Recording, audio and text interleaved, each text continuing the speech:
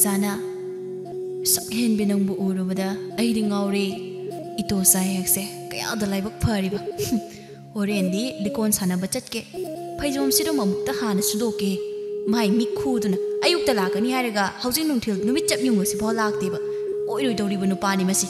ꯑꯃꯨꯛꯅꯦ ꯍꯣꯔꯦꯜꯗꯤ ꯁꯅꯥꯔꯩ ꯅꯪ ꯇꯥ ꯃꯤꯈꯨꯅꯤ ꯀꯀꯥꯏꯅ ꯑꯃꯨꯛꯇꯣꯏꯕ ꯂꯣꯏꯗꯣꯏꯅꯤ ꯑꯩ ꯇꯥꯏꯀꯣ ꯅꯪꯅ ꯉꯁꯥꯏꯗꯤ ꯑꯩꯒꯤ ꯃꯤꯡ ꯄꯟꯗꯅ ꯉꯥꯡꯂꯤꯁꯤꯡꯗꯣ ꯉꯁꯥꯏꯅ ꯂꯥꯛꯄ ꯌꯥꯔꯕꯅꯤ ꯕꯥꯖꯤꯅ ꯆꯔꯨ ꯀꯛꯑꯝꯃꯣ ꯁꯟꯅ ꯆꯥꯅꯕ ꯍꯥꯏꯗꯨꯗꯅꯦ ꯑꯗꯨꯛ ꯊꯕꯛ ꯇꯧꯔꯨꯕꯩ ꯀꯨꯏꯕꯩ ꯋꯥꯅꯤ ꯑꯗꯣ ꯑꯩ ꯅꯨꯃꯤꯗꯥꯡꯗꯪ ꯂꯥꯛꯄꯗꯤ ꯅꯠꯇꯦꯗꯅ ꯅꯠꯇꯦ ꯐꯩꯖꯣꯝ ꯍꯣꯔꯦꯟ ꯁꯦꯠꯅꯕ ꯅꯠꯇ꯭ꯔꯅꯦ ꯅꯪꯅ ꯍꯧꯖꯤꯛ ꯁꯨꯔꯤꯕꯗꯨꯕꯣ ꯅꯠꯇꯦ ꯀꯪꯈꯤꯗ꯭ꯔꯣ ꯍꯥꯏꯕ ꯍꯦꯔꯥ ꯀꯪꯗ꯭ꯔꯤ ꯀꯩꯅꯣꯅꯦ ꯑꯗꯣ ꯑꯩꯈꯣꯏ ꯍꯣꯔꯦꯟ ꯆꯠꯇꯣꯏꯁꯦ ꯃꯤꯈꯨ ꯅꯪꯕꯣ ꯐꯔꯛ ꯇꯥꯔꯣꯏꯗ꯭ꯔꯣ ꯑꯃꯁꯦ ꯑꯃ ꯍꯥꯏꯗꯤ ꯅꯣꯏ ꯑꯁꯤꯒꯤꯁꯤꯔꯣ ꯍꯣꯏꯅꯦ ꯑꯁꯤꯁꯦ ꯀꯝꯗꯧꯁꯦ ꯍꯥꯏꯕꯅꯣ ꯑꯩꯒꯤ ꯋꯥꯗꯤꯅꯦ ꯃꯁꯦ ꯆꯠꯃꯤꯟꯅꯕ ꯁꯨꯡꯉꯝ ꯉꯝꯃꯣꯏꯀꯣ ꯃꯣꯏ ꯃꯃꯥꯁꯤꯅꯤ ꯌꯥꯝ ꯍꯩꯅꯗ꯭ꯔꯤꯕ ꯀꯩꯝꯇ ꯍꯦꯛ ꯈꯟꯖꯤꯜꯂꯨꯅꯨ ꯁꯤ ꯏꯇꯣꯆꯥ ꯁꯣꯝꯗꯅ ꯕꯤꯅꯥꯅ ꯃꯆꯥ ꯏꯇꯣꯟꯒꯤ ꯃꯅꯥꯛꯇ ꯂꯥꯛꯇꯨꯅ ꯏꯁꯧ ꯂꯥꯡꯂꯤ ꯍꯩ ꯌꯨꯝ ꯊꯪꯅꯔꯤꯕ ꯃꯥꯏ ꯏꯇꯣꯆꯥꯁꯦ ꯃꯥꯗꯤꯅꯦ ꯂꯤꯀꯣꯟ ꯁꯥꯟꯅꯅꯤꯅ ꯐꯩꯖꯣꯝꯕꯨ ꯁꯨꯕ꯭ꯔꯣ ꯀꯩꯋꯣ ꯑꯃꯨꯛꯇꯣꯏꯕ ꯅꯠꯇꯦ ꯅꯪꯅ ꯇꯨꯝꯃꯒꯗ ꯂꯩꯀꯣ ꯏꯃꯥꯒꯤ ꯏꯕꯨꯡꯉꯣ ꯏꯇꯣꯟꯕ ꯏꯇꯣꯟ ꯍꯧꯒꯠꯂꯣꯅꯦ ꯅꯪꯕꯣ ꯏꯃꯧ ꯂꯩꯔꯥꯡꯒꯤ ꯃꯅꯥꯛꯇ ꯆꯠꯇꯨꯅ ꯅꯪꯁꯨ ꯅꯥꯀꯟꯗ ꯐꯝꯗꯨꯅ ꯏꯇꯣꯆꯥꯒꯤ ꯃꯃꯥꯡꯗ ꯂꯦꯟꯅꯔꯨꯁꯨ ꯍꯥꯏꯕꯅꯤꯅꯦ ꯏꯃꯥ ꯅꯆꯥꯗꯤ ꯇꯜꯂꯤꯅꯦ ꯆꯠꯄ ꯂꯩꯔꯥꯡꯗꯣ ꯏꯃꯧ ꯑꯣꯏꯕ ꯀꯥꯏꯅ ꯈꯜꯂꯨꯈꯤꯅꯨ ꯏꯃꯥ ꯏꯇꯣꯆꯥꯅ ꯌꯥꯝ ꯄꯥꯝꯖꯕꯅꯤ ꯌꯥꯝ ꯅꯨꯡꯁꯤꯖꯕꯅꯤ ꯂꯩꯔꯥꯡꯗꯣ ꯍꯩ ꯅꯨꯡꯁꯤꯕ ꯑꯗꯨꯅꯅꯤꯅꯦ ꯏꯃꯥꯅ ꯍꯥꯏꯁꯦ ꯑꯩꯈꯣꯏꯅ ꯃꯈꯣꯏ ꯏꯃꯨꯡꯗꯒꯤ ꯍꯦꯟꯕꯗꯤ ꯌꯥꯏ ꯃꯣꯏꯅꯅꯦ ꯑꯩꯈꯣꯏꯗꯤ ꯍꯦꯟꯕꯗꯤ ꯌꯥꯔꯣꯏꯀꯣ ꯍꯧꯒꯠ ꯏꯃꯥꯅꯅꯦ ꯃꯣꯏ ꯀꯔꯤ ꯋꯥꯔꯤ ꯁꯥꯟꯅꯩ ꯑꯃꯨꯛꯇ ꯇꯥꯔꯨꯒꯦ ꯃꯥꯏ ꯃꯤꯈꯨꯗꯣ ꯂꯥꯛꯈꯤꯕꯅꯤ ꯑꯃꯨꯛꯅꯦ ꯖꯥꯠ ꯉꯥꯡꯂꯝꯗꯣꯏꯅꯤ ꯑꯩꯈꯣꯏꯒꯤ ꯃꯔꯝꯗ ꯃꯕꯨꯛꯇꯤꯅꯦ ꯑꯗꯨꯛꯀꯤ ꯃꯇꯤꯛ ꯐꯠꯈꯤꯗ꯭ꯔꯕꯅꯤ ꯃꯣꯏꯁꯦ ꯑꯩꯅꯅꯦ ꯃꯥꯟꯅꯕꯤꯔꯣꯏꯅ ꯃꯥꯟꯅꯗꯕꯁꯤꯗꯅꯦ ꯃꯣꯏ ꯌꯥꯝꯅ ꯍꯧꯔꯤꯌꯦ ꯑꯩꯉꯣꯟꯁꯤꯗ ꯈꯪꯅꯤꯗꯅ ꯑꯗꯨꯕꯨꯗꯤ ꯕꯤꯅꯥ ꯑꯩꯁꯨ ꯑꯔꯥꯏꯕ ꯕꯤꯅꯥ ꯅꯠꯇꯦ ꯍꯩ ꯀꯥꯟꯅꯔꯣꯏ ꯍꯣꯔꯦꯜ ꯆꯠꯇꯕ ꯌꯥꯔꯣꯏ ꯍꯥꯏꯔꯤꯕꯁꯤꯅꯤ ꯏꯇꯣꯟꯅ ꯍꯣꯏ ꯏꯃꯥ ꯆꯠꯇꯗꯤ ꯆꯠꯆꯒꯦꯁꯦ ꯅꯆꯥ ꯀꯩꯗꯧꯔꯤꯅꯦꯒꯤ ꯂꯩꯔꯥꯡꯗꯣ ꯌꯥꯅꯤ ꯑꯩ ꯑꯗꯨꯝꯅꯦ ꯅꯃ ꯑꯣꯏꯅ ꯄꯨꯁꯤꯜꯂꯛꯀꯦ ꯏꯃꯥ ꯕꯤꯅꯥ ꯇꯨꯃꯤꯟꯅ ꯌꯦꯅꯈꯥꯔꯣꯝꯗ ꯂꯥꯛꯇꯨꯅ ꯇꯨꯃꯤꯟꯅ ꯀꯔꯤ ꯋꯥꯔꯤ ꯁꯥꯟꯅꯔꯤ ꯍꯥꯏꯅ ꯋꯥꯔꯤ ꯇꯥꯔꯤ ꯂꯩꯀꯥꯏ ꯑꯁꯤꯗ ꯕꯤꯅꯥꯁꯦ ꯌꯦꯅꯈꯥ ꯄꯧꯗꯥꯕꯤ ꯍꯥꯏꯅꯁꯨ ꯃꯃꯤꯡ ꯆꯠꯂꯤꯕꯅꯤ ꯃꯕꯨꯛ ꯐꯠꯇꯕꯗ ꯕꯤꯅꯥ ꯍꯥꯏꯅꯁꯨ ꯃꯃꯤꯡ ꯆꯠꯂꯤꯕꯅꯤ ꯏꯇꯣꯆꯥ ꯁꯠ ꯂꯣꯏꯁꯜꯂꯨꯅꯦ ꯑꯩꯈꯣꯏꯔꯣꯝꯗ ꯂꯩꯗꯨꯅꯅꯦ ꯍꯣꯔꯦꯟ ꯌꯦꯅꯥꯇꯅ ꯆꯠꯁꯤ ꯑꯩꯅꯦ ꯅꯣꯏ ꯁꯤꯗꯩ ꯆꯠꯄ ꯀꯨꯏꯅ ꯂꯩꯕꯁꯦ ꯃꯤꯍꯨꯟ ꯊꯥꯎꯟꯁꯤ ꯁꯨꯗꯦꯀꯣ ꯋꯥꯔꯤ ꯁꯥꯟꯅꯕꯗ ꯅꯅꯥꯏ ꯏꯇꯣꯆꯥꯅ ꯍꯦꯟꯅ ꯈꯪꯖꯩꯀꯣ ꯕꯥꯕꯨ ꯃꯤꯈꯨ ꯈꯪꯂꯗꯤꯅꯦ ꯁꯠ ꯂꯣꯏꯁꯟꯕꯤꯔꯣꯗꯅ ꯑꯗꯨꯗꯤ ꯏꯇꯣꯆꯥ ꯑꯃꯗꯤ ꯃꯤꯈꯨ ꯂꯣꯏꯁꯤꯜꯂꯒ ꯃꯤꯈꯨꯏꯗ ꯂꯥꯛꯂꯝꯃꯤ ꯕꯤꯅꯥꯅ ꯑꯣ ꯑꯩꯒꯤ ꯏꯆꯥꯁꯦ ꯍꯧꯔꯝꯗꯕꯤ ꯆꯠꯃꯤꯟꯅꯕ ꯇꯟꯕꯩꯗꯃꯛꯇ ꯃꯣꯏ ꯑꯅꯤꯁꯦ ꯍꯥꯟꯅ ꯆꯠꯂꯤꯕꯅꯤꯅ ꯈꯪꯅꯤꯗꯅ ꯑꯩꯁꯨ ꯕꯤꯅꯥꯅꯤ ꯑꯩꯒꯤ ꯏꯆꯥ ꯅꯥꯏꯇꯣꯝ ꯇꯥꯍꯟꯕ ꯌꯥꯔꯣꯏ ꯌꯨꯝ ꯆꯠꯇꯨꯅꯅꯦ ꯑꯩꯒꯤ ꯏꯆꯥꯗ ꯑꯃꯨꯛ ꯏꯟꯖꯜꯂꯨꯈꯤꯒꯦ ꯍꯥꯏ ꯏꯇꯣꯟꯕ ꯅꯪꯕꯨ ꯏꯃꯨꯡꯗ ꯀꯔꯤ ꯊꯤꯔꯤꯒꯦ ꯍꯥ ꯏꯃꯥ ꯀꯩꯗꯧꯔꯒꯦ ꯑꯃꯨꯛ ꯈꯣꯏ ꯂꯥꯎꯔꯨꯔꯁꯤꯕꯣ ꯍꯥꯏ ꯂꯥꯎꯅꯕ ꯁꯤꯜꯂꯗꯤ ꯂꯥꯎꯕ ꯇꯥꯕꯅꯤ ꯑꯄꯪ ꯆꯠꯂꯨ ꯂꯣꯏꯁꯜꯂꯨ ꯆꯠꯆꯣ ꯅꯃꯥꯟꯅꯕ ꯀꯅꯥꯒꯅꯣ ꯍꯧꯖꯤꯛꯃꯛꯅꯦ ꯂꯤꯀꯣꯟ ꯁꯥꯟꯅꯕ ꯆꯠꯂꯨ ꯌꯥꯝ ꯉꯜꯂꯤ ꯏꯃꯥ ꯊꯦꯡꯂꯞ ꯆꯠꯀꯦ ꯊꯦꯡꯕ ꯌꯥꯔꯣꯏꯅꯦ ꯅꯪꯕꯣ ꯃꯤ ꯆꯠꯅꯈ꯭ꯔꯕꯅꯤꯅꯦ ꯅꯪꯕꯣ ꯆꯠꯂꯣ ꯍꯣꯏ ꯏꯃꯥ ꯆꯠꯂꯒꯦꯁꯦ ꯏꯃꯥ ꯁꯤꯗꯤꯕ ꯏꯇꯣꯟ ꯃꯐꯤ ꯃꯔꯣꯟ ꯂꯣꯏꯁꯤꯟꯗꯨꯅ ꯊꯣꯛꯂꯛꯏ ꯈꯥꯕꯒ ꯍꯦꯛ ꯊꯦꯡꯅꯩ ꯑꯅꯤꯗꯣ ꯂꯝꯕꯥ ꯑꯣꯏꯅ ꯋꯥꯔꯤ ꯁꯥꯟꯅꯗꯨꯅ ꯂꯥꯛꯂꯤ ꯈꯥꯕ ꯑꯩꯈꯣꯏ ꯏꯃꯥꯅ ꯋꯥ ꯑꯃ ꯍꯥꯏꯔꯤꯅꯦ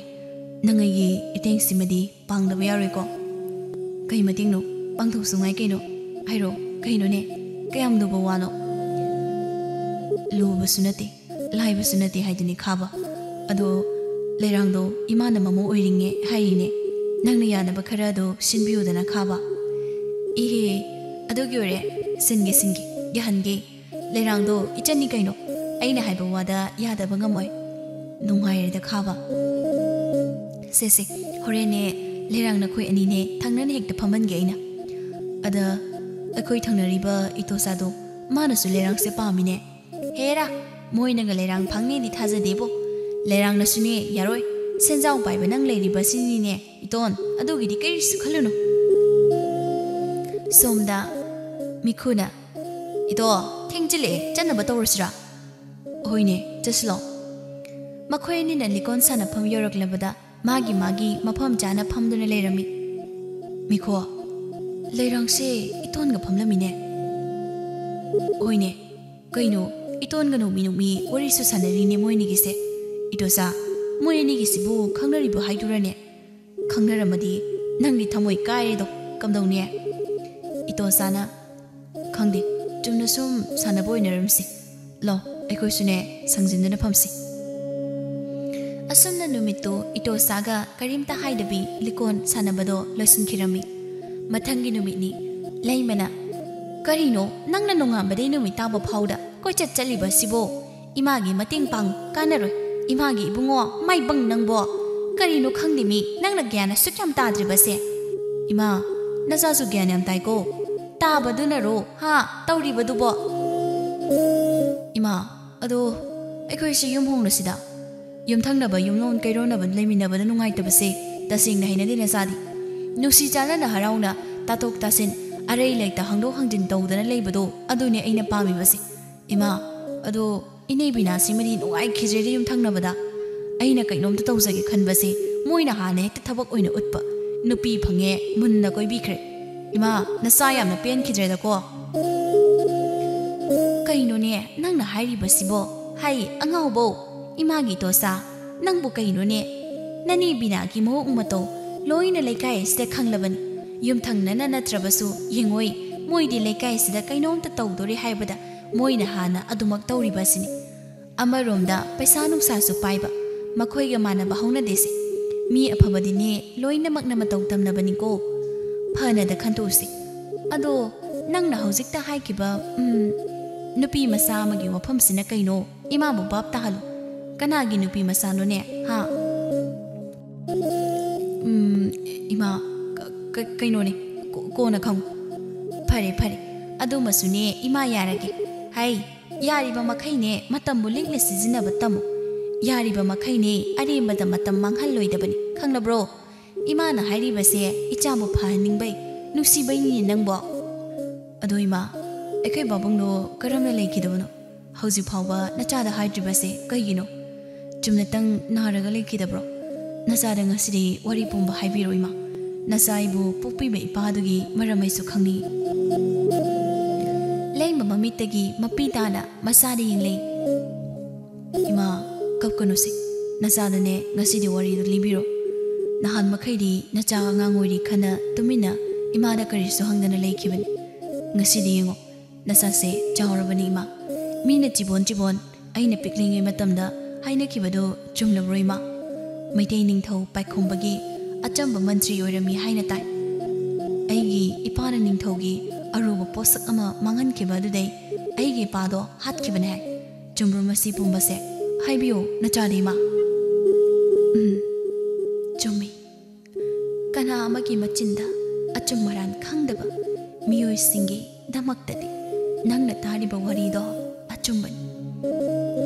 aduga imagi toncha achumba khangba miyoi sing napabongbu nusiba miyoi sing nadi nangna taribado aranban nang haujik chahi 35 sure ima khangi asuk koiba matamse imani ichada wafamase lolakpase kai maram ginu haina nangna khali khangoi mase pomnabak ichagi tungi punsi khanduna imana losanbade adubu ngasidi ima wari pumbali thaki taro matamdo napabong chawba mahak ningthaugi achanba manai amani mahak mantri ohelami mantri oining praja kaya angam athau kaya amani napada mantri ohenbase khara amana kaisu haide khara amadi yana yaninglamde nomagi numit amada asi hairaga leimado kappe ima wari makha tabiyo nasa khangningbana langtaknari ma yengo nongma numit amada ningthaugi masa nupagi damak tangleba sanagi liphang ama kaksai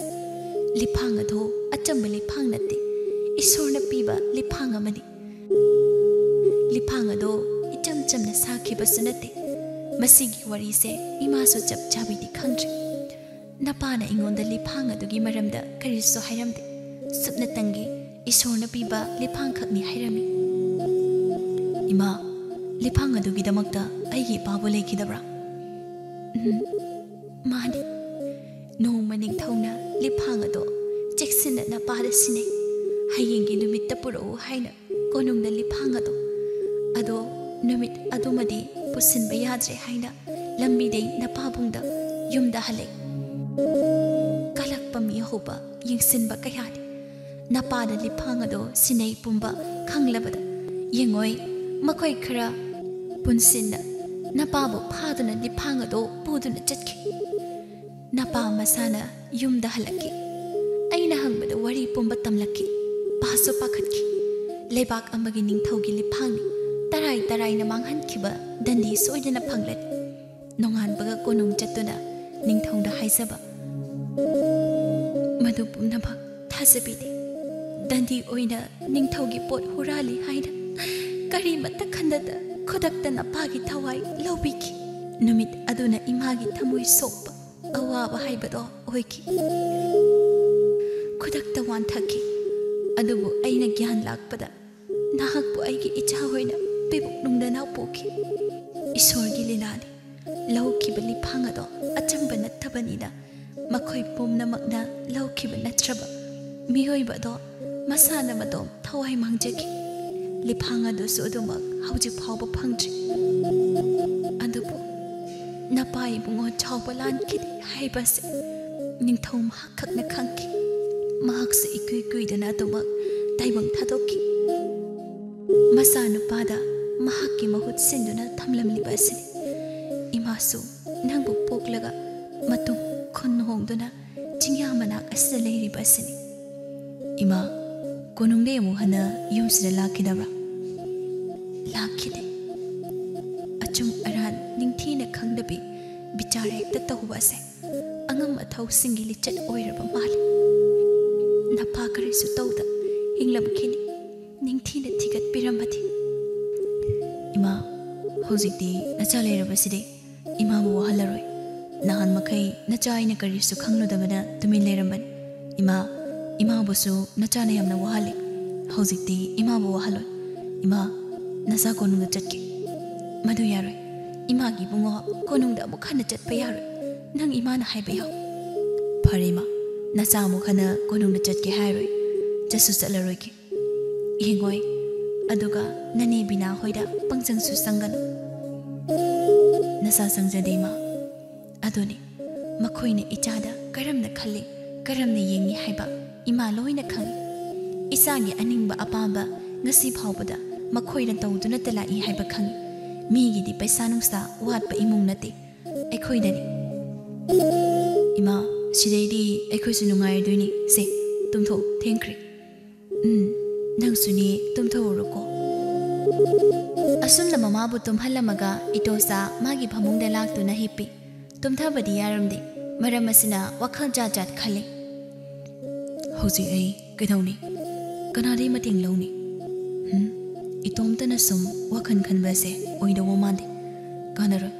aine maniga tanarake sin manamta thokta leibasina nungaiba sungam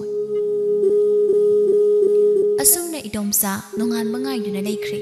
Mathangi numit nongan bagani Manina Idosa Hai angaw bo Idosa Napang ba sidi Mani Kaino Sumang dito koy law rin bo Kok imong da chang lakpa yadro may nang bo Aisu nakoy da lakin tawramit Hai Atay ilay yengo to Moy itondo nupi jele hai rin Ha Asim bro Nupi di kanano Kada hoy ni Lerang ni dana Moy kaba ay baduna Silaga chili boy ramali Nang di Thamoy kaay rin Yarda Toksi Moy giwa Ado Yumsida di nungay tri Ekoy ni Wariyam ta sanasi Kaino Yum da saba nungay taba wasibo Kayam lurabano Wati nga no Satlaw Tengjin kini Hoida Noy imadi Leite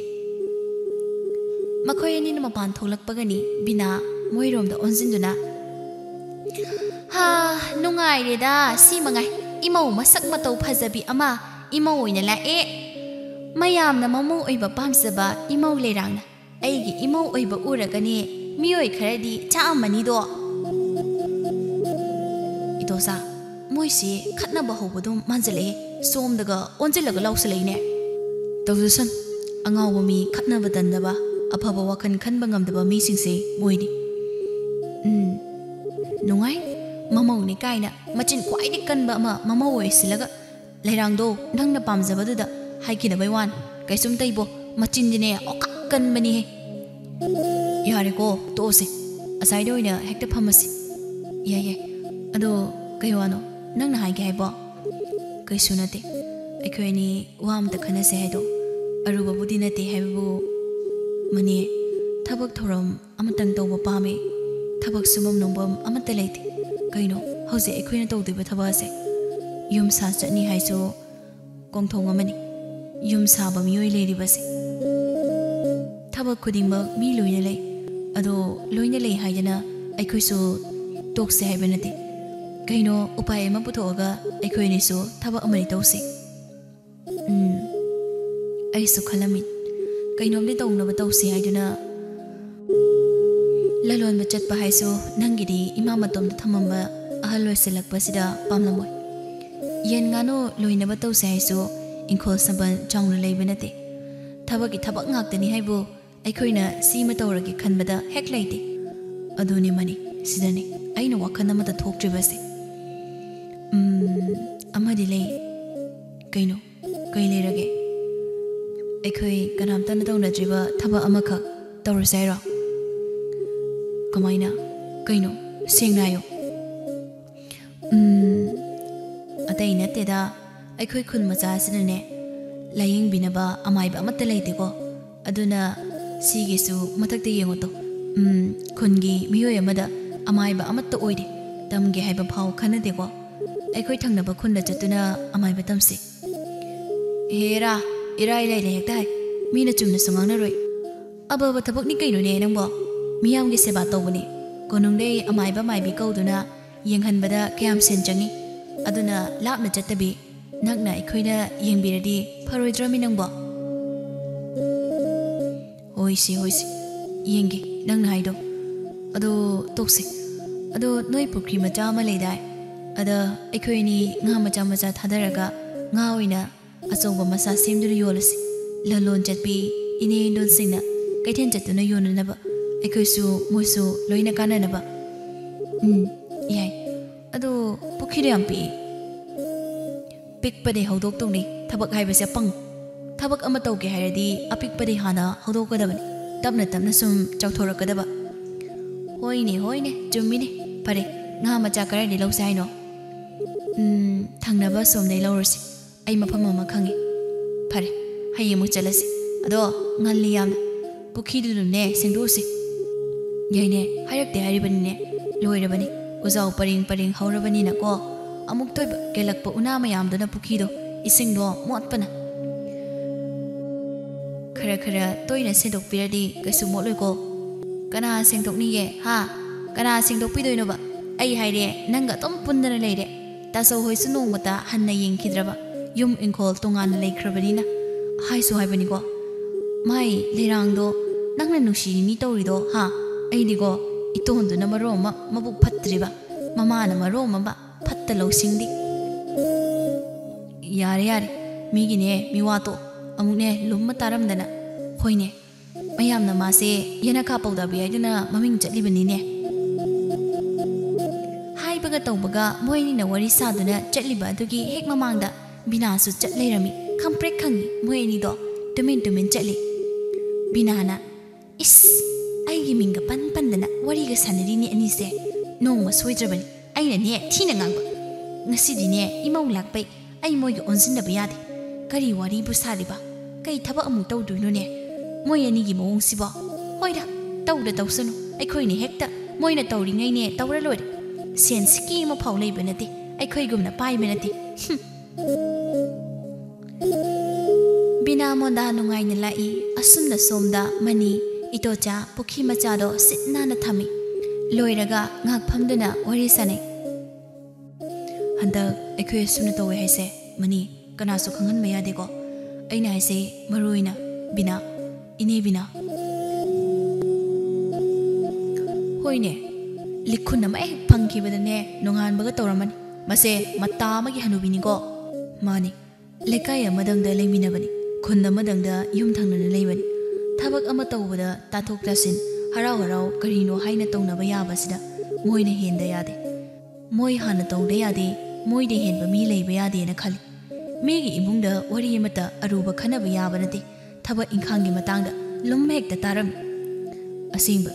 ꯃꯇꯥ ꯑꯃꯅꯤ ꯍꯥꯏꯁꯨ ꯍꯥꯏꯕꯅꯤꯀꯣ ꯃꯁꯤꯕꯨ ꯀꯃꯥꯏꯅ ꯑꯩꯈꯣꯏꯒꯤ ꯈꯨꯟꯗ ꯂꯩꯔꯝꯃꯤꯅꯣ ꯈꯪꯗꯦ ꯃꯆꯥꯅꯨꯄꯥꯁꯤꯁꯨꯅꯤ ꯂꯩꯔꯥꯡꯗꯣ ꯅꯪꯅ ꯄꯥꯟꯖꯩ ꯈꯪꯉꯤꯕꯅꯤ ꯌꯥꯏꯗ ꯇꯣꯛꯁꯤ ꯀꯥꯟꯅꯗꯦ ꯂꯩꯀꯥꯏ ꯑꯃ ꯂꯩꯔꯗꯤ ꯑꯗꯨꯝ ꯑꯁꯤꯒꯨꯝꯕ ꯃꯤꯁꯨ ꯂꯩꯔꯤ ꯄꯣꯠꯅꯤ ꯑꯩꯈꯣꯏ ꯈꯨꯟꯗ ꯅꯠꯇꯦ ꯑꯇꯣꯞꯄ ꯈꯨꯟꯁꯤꯡꯁꯨꯅꯦ ꯂꯣꯏꯅ ꯂꯩꯅꯔꯤꯕꯅꯤ ꯃꯥꯟꯅꯔꯨꯁꯤ ꯃꯣꯏꯁꯨꯅꯦ ꯃꯣꯏ ꯊꯣꯛꯄ ꯑꯩꯈꯣꯏꯁꯨ ꯑꯩꯈꯣꯏ ꯊꯣꯛꯄ ꯇꯧꯔꯒ ꯑꯗꯨꯃꯛ ꯂꯩꯔꯁꯤ ꯑꯍꯟ ꯑꯣꯏꯖꯔꯁꯨꯅꯦ ꯒ꯭ꯌꯥꯟ ꯇꯥꯗꯕ ꯂꯩ ꯑꯉꯥꯡ ꯑꯣꯏꯔꯁꯨ ꯒ꯭ꯌꯥꯟ ꯇꯥꯕ ꯃꯌꯥꯝ ꯑꯃ ꯂꯩꯔꯤꯁꯤꯗꯤ ꯆꯨꯝꯃꯤ ꯅꯪꯅ ꯍꯥꯏꯔꯤꯗꯣ ꯑꯩ ꯌꯥꯅꯤꯡꯉꯤ ꯑꯗꯣ ꯉꯥ ꯃꯆꯥꯁꯤꯡꯁꯦ ꯀꯅꯥꯗꯩ ꯂꯧꯁꯦ ꯍꯥꯏꯕꯅꯣ ꯈꯪꯗꯦꯗ ꯉꯥ ꯌꯣꯟꯕ ꯆꯠꯄ ꯅꯨꯄꯥ ꯃꯈꯩꯗ ꯍꯪꯂꯒ ꯂꯧꯁꯤ ꯍꯣꯏ ꯑꯩ ꯇꯥꯂꯨꯈꯣꯏꯗ ꯍꯪꯂꯒꯦ ꯍꯧꯖꯤꯛꯃꯛ ꯆꯠꯂ ꯍꯪꯁꯤ ꯂꯥꯎ ꯊꯦꯡꯕꯁꯨ ꯑꯣꯏꯗ꯭ꯔꯤ ꯌꯥꯝꯅ ꯊꯦꯡꯉꯦꯗ ꯍꯌꯦꯡ ꯑꯌꯨꯛ ꯉꯟꯕꯗ ꯑꯣꯏꯅ ꯍꯪꯉꯁꯦ ꯑꯌꯨꯛ ꯑꯉꯟꯕ ꯍꯥꯏꯁꯦ ꯍꯦꯛꯇ ꯊꯦꯡꯅꯔꯣꯏ ꯃꯣꯏꯗꯨꯅꯦ ꯃꯝꯃꯤꯉꯩꯗꯩꯅꯦ ꯆꯠꯁꯤ ꯏꯕꯥꯅꯤꯒꯤ ꯌꯥꯍꯧ ꯈꯨꯠꯊꯦꯡ ꯂꯥꯛꯊꯦꯡꯁꯤꯒ ꯂꯥꯛꯑꯣ ꯆꯠꯁꯤ ꯀꯥꯟꯅꯔꯣꯏꯃꯦ ꯃꯅꯤꯌꯦ ꯁꯦꯟ ꯄꯥꯏꯗꯕ ꯃꯅꯤ ꯂꯥꯛꯑꯣꯅꯦ ꯅꯪꯕꯣ ꯂꯥꯛꯆꯔꯤ ꯁꯦꯟ ꯄꯥꯏꯕ ꯄꯦꯅꯥ ꯈꯣꯡꯕ ꯏꯇꯣꯆꯥ ꯑꯅꯤꯁꯨ ꯋꯥꯔꯤ ꯁꯥꯟꯅ ꯅꯣꯛ ꯅꯣꯛꯇꯅ ꯊꯣꯡꯒꯥꯜꯂꯣꯝꯗ ꯊꯣꯛꯂꯛꯏ ꯂꯨꯈꯣꯏꯅ ꯅꯨꯄꯤ ꯉꯥꯁꯤ ꯅꯨꯡꯗꯥꯡꯒꯤ ꯊꯣꯡꯅꯕ ꯑꯣꯏꯅ ꯑꯩꯅ ꯄꯨꯔꯛꯏꯅꯦ ꯁꯦ ꯍꯣꯔꯦꯟꯅꯦ ꯍꯥꯎꯅ ꯊꯣꯡꯉꯨꯀꯣ ꯐꯖꯅ ꯆꯥꯊꯁꯤ ꯁꯨꯝ ꯑꯍꯥꯎ ꯑꯔꯥꯎ ꯆꯥꯗꯕꯁꯦ ꯏꯁꯥꯁꯦ ꯀꯩꯅꯣꯝꯃ ꯇꯧꯔꯤꯅꯦ ꯅꯣꯡ ꯐꯥꯗꯣꯛꯇꯤ ꯆꯥꯕ ꯌꯥꯏꯗꯅ ꯑꯍꯥꯎꯕꯁꯦ ꯑꯣ ꯌꯥꯏ ꯌꯥꯗꯦꯅ ꯀꯅꯥꯅ ꯍꯥꯏꯔꯤꯕꯅꯣ ꯃꯤꯗꯤꯅꯦ ꯅꯪꯒꯤ ꯅꯨꯄꯥꯗꯤ ꯉꯥ ꯌꯣꯟꯕ ꯆꯠꯄꯅꯤꯅ ꯉꯥ ꯃꯌꯥꯝ ꯑꯃ ꯌꯨꯝꯗ ꯄꯨꯔꯛꯑꯝꯅꯤ ꯍꯦꯛꯇ ꯍꯥꯏꯕꯤꯕ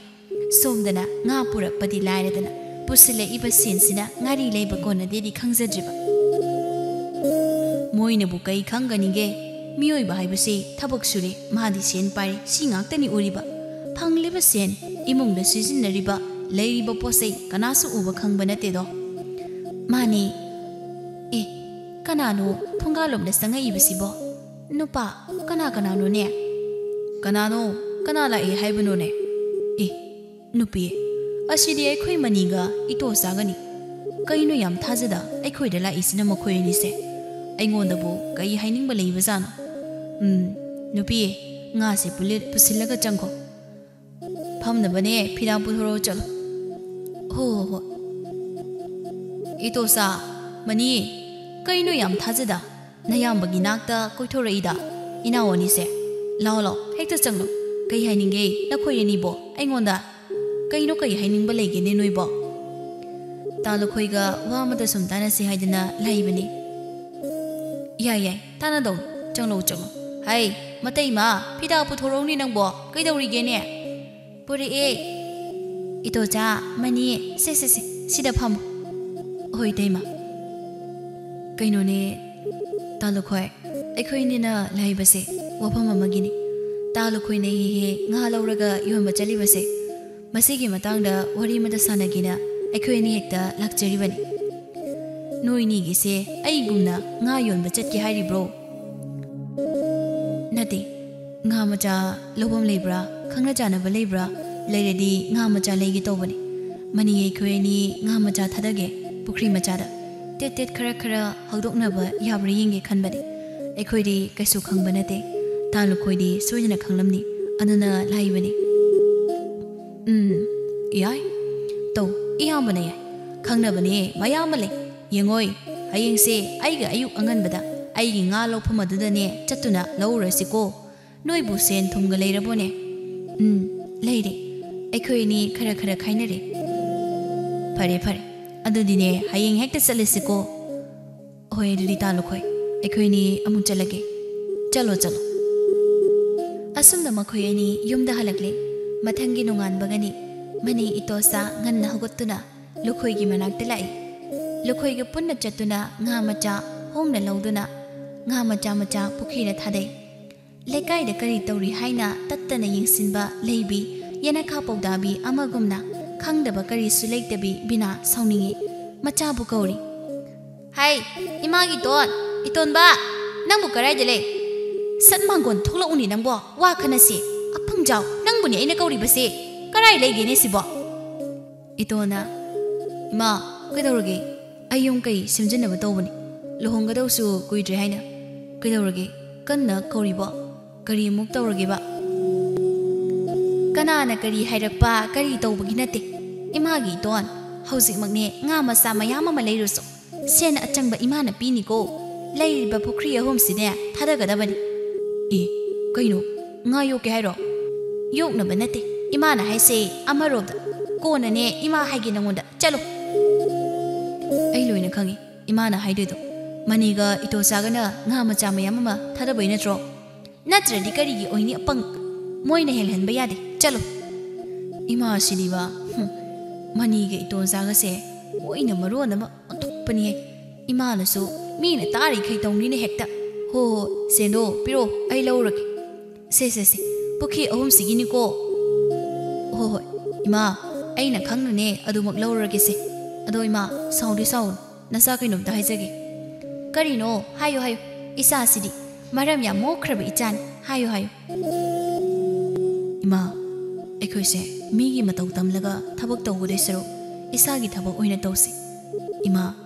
migi wana tet tawzaba hingna ba hona zabada ekhoina ngamini matagom hekta ekhoina namthabi base nasa yamna nungaite hai madu nang wabiyu khanbiyu haideko moigi matau kari tamgani ibana ha pukhi nga macha thadababu matau tamba kaubrani nangbo hai chalo asumna iton mamana yadabadagi nga macha sing lobu jatki nga macha kaya pukhi chawbaduda asum thadarami nomagi numit amadani binana kairo tawribaside is nga singse sira ko loina tawkhale ine kamaina tawribanu ni masibo hai iton ba ima kaidawrage nate urabra nga singse loina siraga tawra leirese ima gi senyama mamangi aidi kamdawni hoi ma aidi mangzari na ima mi khwai gi nga thadaba nga maza sembase yamna lu khrapon pangthana dadaraga hekta chawraga yoni si khakni ni mana khalise mi gi di sidine do ima mi gi di adu tawre aikhoisu tawgadabani adu thare thagadabani adu masare aikhoisu sagadabani adu ma leikhre leigadabani karino imana khaliba tawribasibo